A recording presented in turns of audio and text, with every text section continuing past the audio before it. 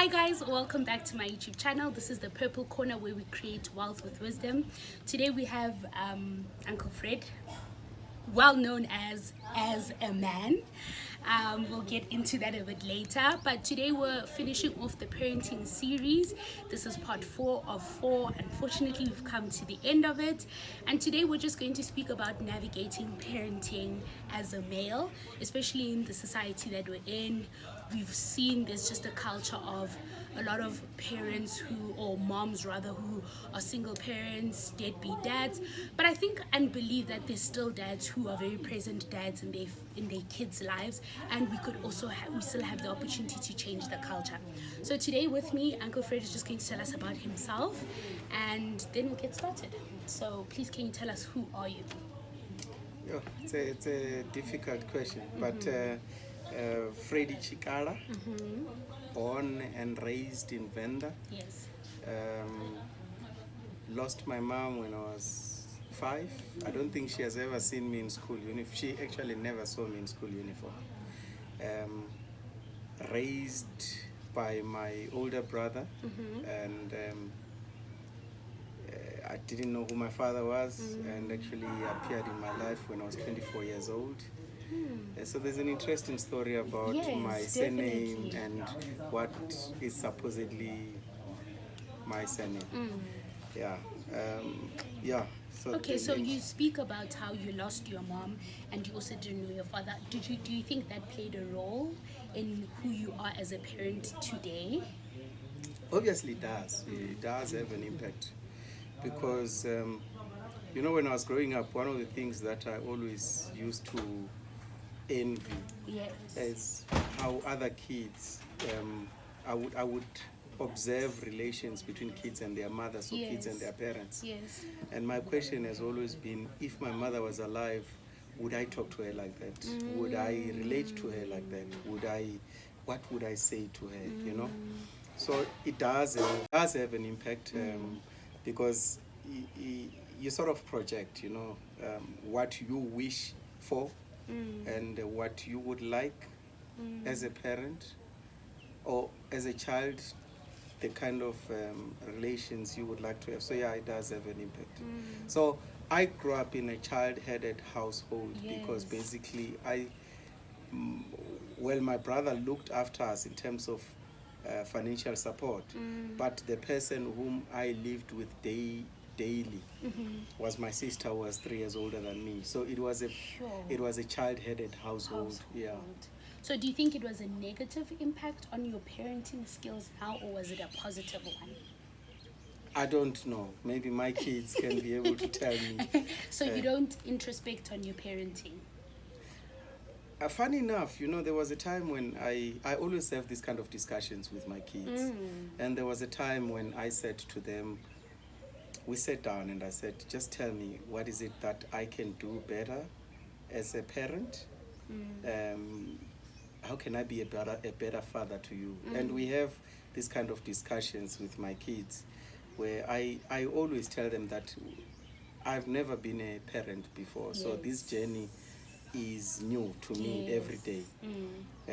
So when my son turned 16, I had never been a parent to a 16-year-old child. But when my second born turned 16, it will be for the first time me being a father to him, because I've been a parent to a 16-year-old that was a brother, older brother, but it's not him, and different characters. So it's a learning curve, and I learn every day. Sometimes it's an issue of learning about yourself and learning about them, and just letting them be. Yeah. So when you're 24 now, you're meeting your dad. Yeah. Do you start having a relationship with him, and does that change you as an individual?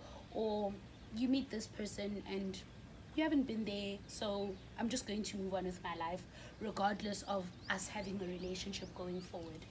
It was I think the way I handled our meeting was different, and because I knew about him before I met him. So when I met him, I was telling myself, I don't know how I'm going to react, but to answer your question, I do have very good relationship with my him? no, he has passed on. He has since passed on. I do okay. have good relationship with some of his kids, with some of my half siblings. But when I met him, I told him, my mother is not here to answer why you left, right? Forgive yourself, and all we can do is to move on and make the best of the life and the years that is left. Yes. And we tried, but also I it was a difficult situation. Our relationship was somewhat very difficult. Yeah, because by then You are an adult. Yeah, I'm an adult, you know. And sometimes he would buy certain things and I would say no, and it would hurt him. But you know, all I want is I'll acknowledge you. But and I even told him I'm not gonna change my surname to yours because there are people who played a more important role. a more important role. It would have been a spit on my brother's face if I had gone and changed my, you know, my brother who raised me.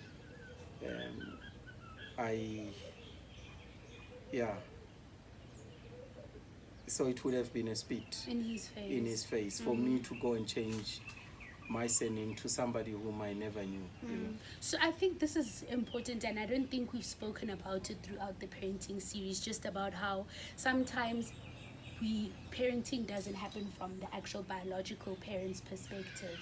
So, sorry, I want to know from you how that has just shaped you as an individual outside of your parenting. Just the fact that, cool, you lost your mom and your dad comes now, but your life moved on because it couldn't have stopped, right? Yes. How do you then, if you're a 24-year-old, then navigate going forward in terms of, okay, this person's coming into my life now and my life can't come to a stop now? How do you navigate? You spoke about telling your dad to forgive himself. Do you also allow yourself to forgive yourself so that you can forgive your parents? Or what is just the journey in that regard? It's a difficult one, but because in my experience and the way I grew up, I just became the child of the community and the child of people who were closer to me. So it has changed my perspective that if I see another child going through difficult situation and I can intervene, I'm not going to say I'm not your biological father, I'm not your biological parent. I will step in, you know, and assist where I can. It doesn't, for me, it has taught me that parenting is not about bloodline. And relations are not really about bloodline. Because there are people who have intervened in my life who are not really blood related, and there are those who are blood related who would let me down when I expected them to intervene. So it has changed somewhat my perspective about how I look at relations. Okay, so I want to know now, as a man, what does parenting mean to you and how do you just navigate? Because I know in most instances, even in a marriage setup where there's a husband and a wife who are both parenting, women will take on most of the burden to the parenting. So taking the kids to school, making sure that they have lunchbox. I want to know for you as a man, what parenting means to you and what's your setup of parenting? So with my wife, there is a complementary role. Okay. There are times where she knows this thing, he will deal with it better. And there are times I know this, she will deal with it better. There are certain conversations and discussions which I know they feel more comfortable to talk to her. Yes. And there are certain ones which I know they will gravitate towards me. You. So it is never a competition, but more of a complementary role. But what we have learned and what we have been doing is that we always have a united front. So before we come to kids, and we have already agreed behind. This is the position. This is what. This is the line of march. Yes. If I were to use that word. So it is always that way. We sometimes we'll have discussions amongst ourselves and say, okay, this is what we think we must. And she will say, handle it, or I will say, handle it. If she's working late or she's busy, my wife is busy in the corporate space, I would go and step in, you know. I would go to soccer games. I would take them, but I know there are times where she would go out with them. And I'm here playing golf. Yes. There might be maybe spend time movies, and so there are certain things. It has always been complementary more than competition. Yeah. So there's no set No. roles. You just do what is easy at the time. Yes. Okay, Yeah. so that's profound. So you still haven't answered. As a man, what does parenting mean to you? It is a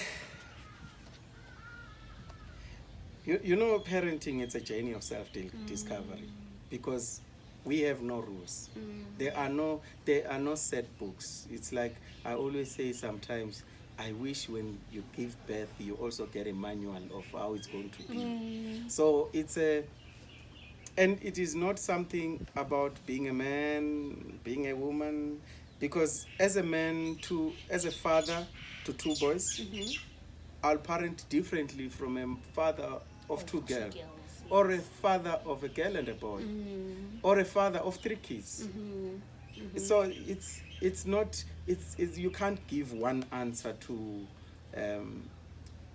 your question. Yes. But it's a journey of self-discovery. It's a journey of discovering oneself and discovering them as well. But kids will always be kids. Sometimes they want to push boundaries. Yes. You know.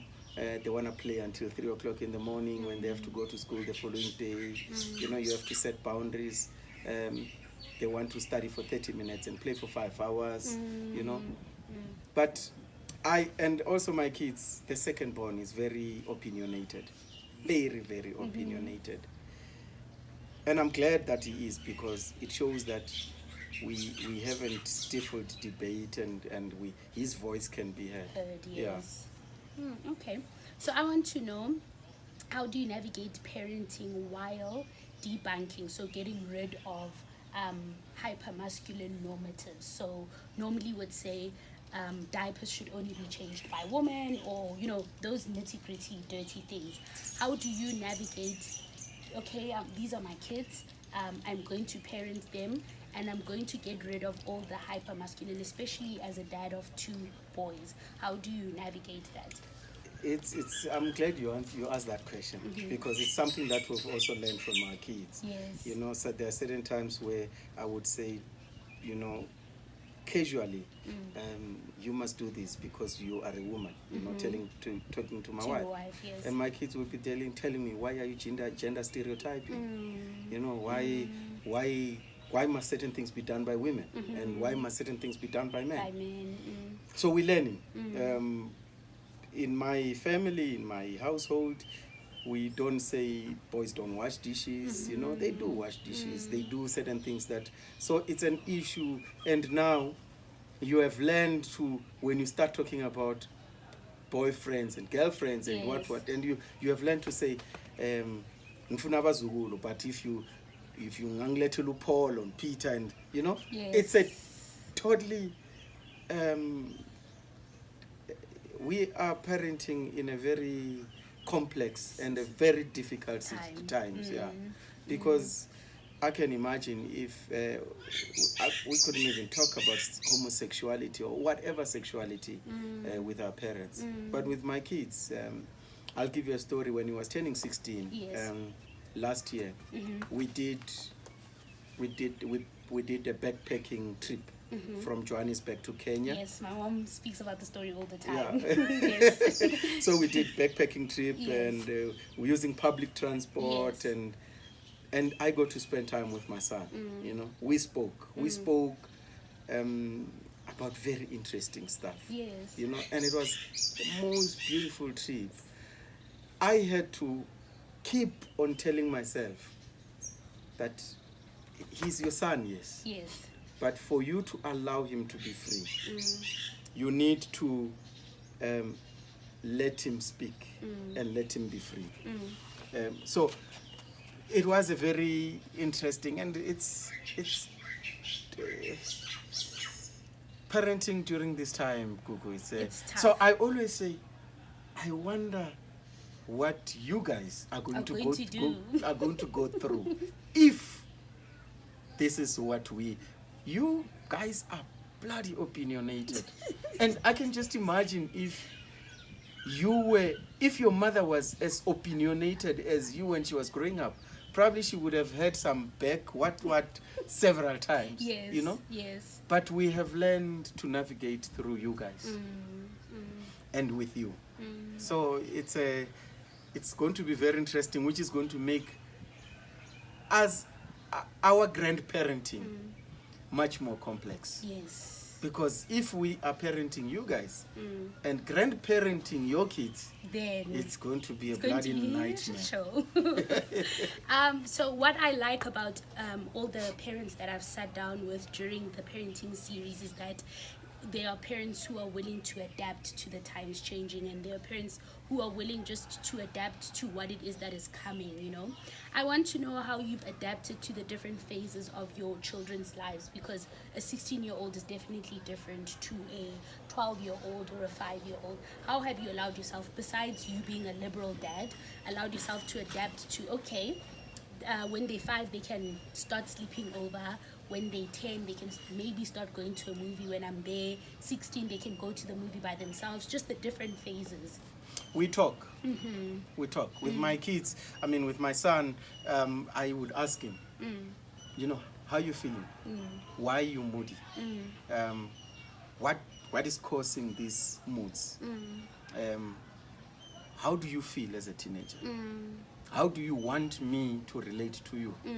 When you are like this, what would you like? And he will tell me, sometimes there is nothing wrong with being quiet. You know? Allow me. If I'm quiet, it doesn't mean I'm sad. If I'm sad, it's still okay. Yes. I'll come out of it. So we talk. And it's also getting to a point where we recognize these things. You know, I see these different stages and say, okay, maybe this is the time now too. And we'll tell him, you know, maybe now it's time for you to have a different room from your brother, you know. We also know, now that he's got his own room, I can't just walk in. I knock.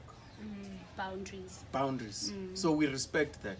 Well, something that I'm not good at, my wife keeps on reminding me, you can't just patch in, but it's my house. It really is your house. You pay. Yeah, but we are conscious of such. And we have these kind of discussions openly. And yeah, I think there were times where I believed that you spare the rod and you spoil the child. But I also believed when my 11-year-old boy was I think 5 or 6, and no 7, yes, somewhere, and we were talking, and I said, tell me, what can I do to become a better dad? So I used to spank my older brother, his older brother, and he said to me, why do you believe in violence? I wholeheartedly love that question. What makes you think if you were to talk to us, we will not listen? Why must you be violent for us to listen to you? And that question, yeah. But when I said to them, tell me, what can I do?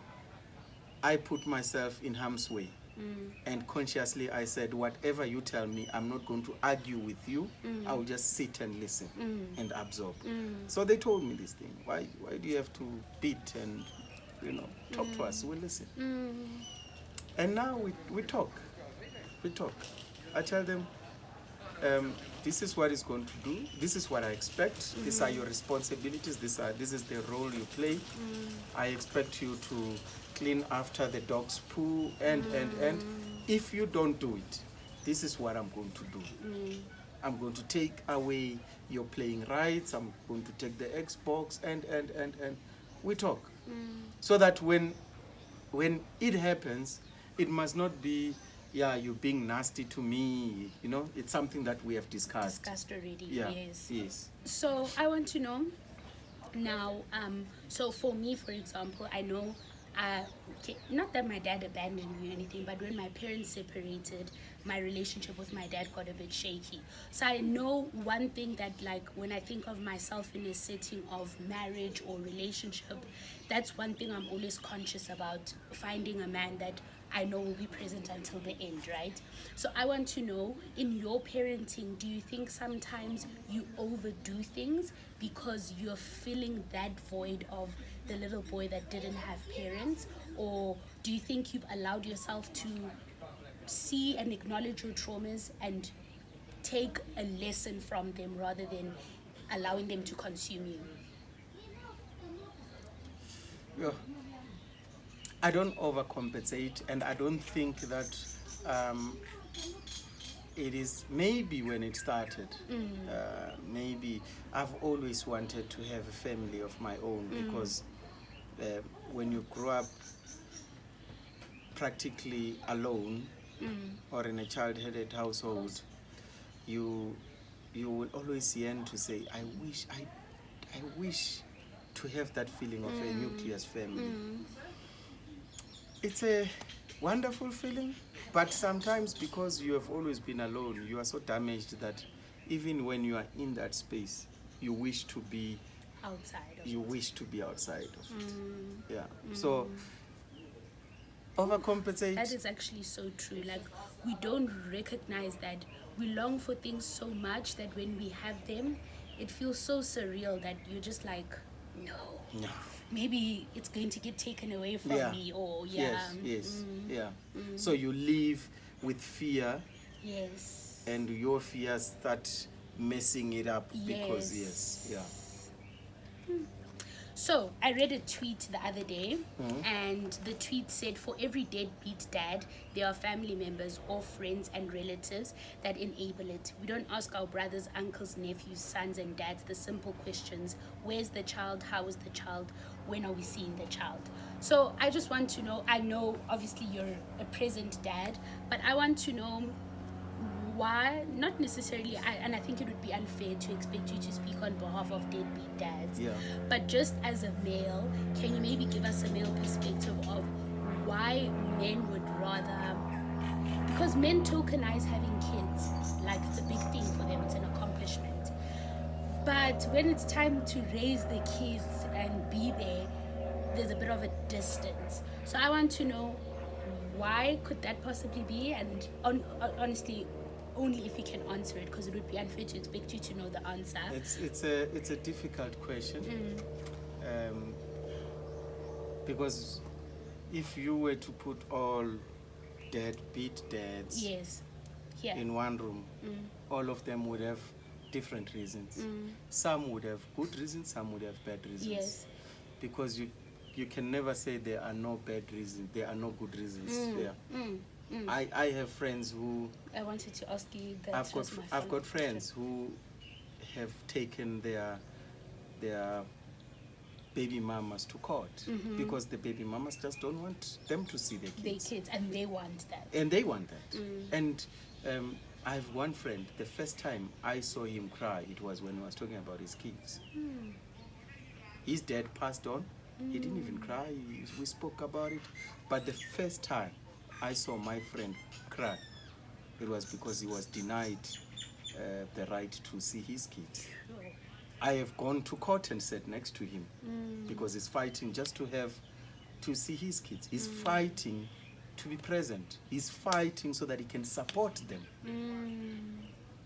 You know, I know friends who, when they have to see their kids, they must go with the police and so yes, men are seen as deadbeat, but they are family members. They are equally.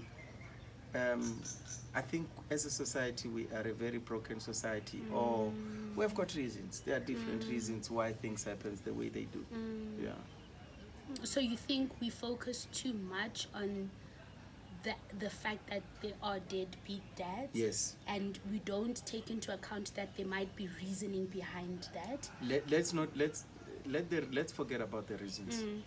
Maybe we need to look at the society in general.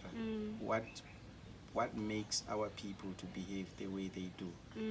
Why do people behave the way they do? Because the reason we do have a broken society. We do. Yeah, and it's not necessarily, and this is what I find very interesting. On everything else, we are very keen to be gender neutral. But on the issue of parenting, we are very quick to be gender specific. And mostly it's deadbeat dad. We even have names. But if it's a bad baby mama, it's never about, it's about a baby mama who is bad to my current girlfriend or bad to my current... It is not about the baby. And not about the kids. But I think we speak about what is most in majority an issue. So I don't think, okay, maybe we do neglect the conversation around baby mamas who are also neglecting their kids. However, I think because it's in the majority, and maybe also because men don't speak up about their issues. Men don't speak up. I mean, for my friend to end up in court, it took years of conversation that we had to have. And he was dying inside. Because, and it is very interesting. Maybe one day just do a research, sit at go and talk to a magistrate and find out. Actually, I have a friend who is a judge in a family court. Maybe you need to find out. Yeah, no, definitely. How many cases is he presiding over where the woman, where the father is trying to get the child? Yes. It was actually, I'll let you listen to one of a private conversation where one of the dad went to court sometimes because he took the wife to court. So in your parenting, how do you ensure that your two sons start their own culture of speaking up? Besides being, I think it's one thing to be opinionated and another to be able to have your voice in terms of your emotions, in terms of what it is that you truly believe in, and in terms of what it is that you truly feel. Because I think men are given the opportunity to be opinionated because men must rule, men must set the rules and all that. But I don't think they're given much room to speak about what it is that they truly feel. So just because you're saying your kids must wear white golf shirts doesn't mean that that's how you feel about it. So how are you setting the culture for your kids to speak about their emotions?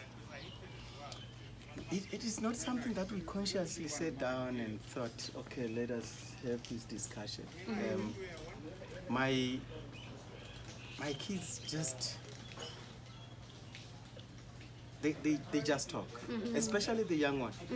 He's not even going to, he will tell you, there's something in my chest, I need to get it off my chest, and I want you to listen to me. That's exactly how he will say it.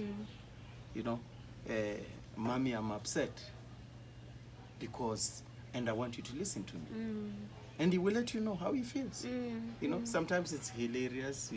We then go around and talk about it and laugh. Yes. But he expressed, my older son, he doesn't really talk much. But when he gets an opportunity to talk, he will, and he will get shocked. Yeah. Obviously, there's different personalities and just how we relate to issues. So I don't necessarily think sometimes it's all about, like, I also struggle to speak about my emotions. Like, when I do it, I must be completely over what it is that I was feeling. Then I'll start speaking that on so-and-so a day when this happened, I didn't feel so well about it. So I don't think sometimes it's just about hovering over your emotions. I just think it's how we process our emotions as well. You know, and it's not really a conscious decision. And the environment itself, will determine how you behave around certain issues. If every time you try to speak, everybody shouts, you are going to go back to your cocoon. Yes. So we have done a long road trips together on the road. It's a simple thing. Guys, where do we stop? Guys, what do you want to eat? What do you feel like having? You know, what do you guys think we must eat today? A simple thing to talk about a meal. Can set the tone Yes. for speaking about bigger emotions. Guys, we are going on holiday. These are the places. These are things that what do you guys want to do? That's actually really A simple thing. It's just, you know, this is what we want to do. Do you have any place of interest you would like to go to? So those are things. Guys, next year, these are your extramural activities. Which one do you want to do? And why? You know? So those kind of conversation. I want to do coding. I want to do chess. I want to do why? Okay. this But- I like, this I want to try. Yes, this I like, this I want to try. And you get then conversation happens. I mean, my son was saying he wants to do coding, the smaller one, and he said, why? He said, no, you know, Dad, the world is moving into technology, and this is and this is where I think I would like to learn when it's a simple conversation. You started, so there is no really a conscious decision to say, now we're gonna do this. No, it's something that It starts from the littlest and Yeah. right. So lastly, I just want you to give advice just to parents on how they could navigate parenting. I think maybe firstly as men, especially in the society where we've hovered and protected just the brokenness of men, how could men change that reality for themselves so that they can be better parents to their kids? you know, like I said, parenting is a journey. It's a journey of self-discovery. If one is going to parent as somebody who knows it all, then you will be frustrated and there will be clashes. But if you allow yourself to learn and be open to have these kind of discussions, and remember, you are learning from them as much as they are learning from you. So it's a journey of self-discovery. It's a give and take. And once you approach parenting in that way, then the journey becomes beautiful. They have got their own journey. You also have your own journey. And you just coexisting in this journey. At some point, there will be a divergent point where you are probably guiding them to a certain level of independence, but at some point when that independence start to flourish and start to come out, you mustn't try to suppress it. Yes. Because that is one thing that kids will ask you. You take us to all these beautiful schools where we learn about these things and we learn about out and speaking out but when you speak out you say we must be quiet. Yes, Why? yes. You understand? So it is a give and take. It's a lesson. It's a lesson. It's not you have walked your path. They walk their own path with their own challenges. Yes. Especially now, and you need to be aware of the trend of what people are doing out there. Yeah. I think in today's conversation, what was so important for me, and I've never heard this perspective of parenting, is that it's a journey of self-discovery. Because in as much as you're raising people to discover themselves, you're raising yourself as well. Yeah. And you're also rediscovering yourself. And like you were saying, in as much as I'm teaching you, I'm also learning something from you. Yeah. Thank you so much. It was a beautiful conversation. There's a lot of gems that you dropped. And I hope you can continue the spirit of present dads and just the culture thereof. And I hope you can raise 2 sons that will marry my cousins, you know, proper sons, you know. But thank you so much. If you've come this far in the video, thank you. Please don't forget to comment, like, and subscribe. And we'll see you in the next video.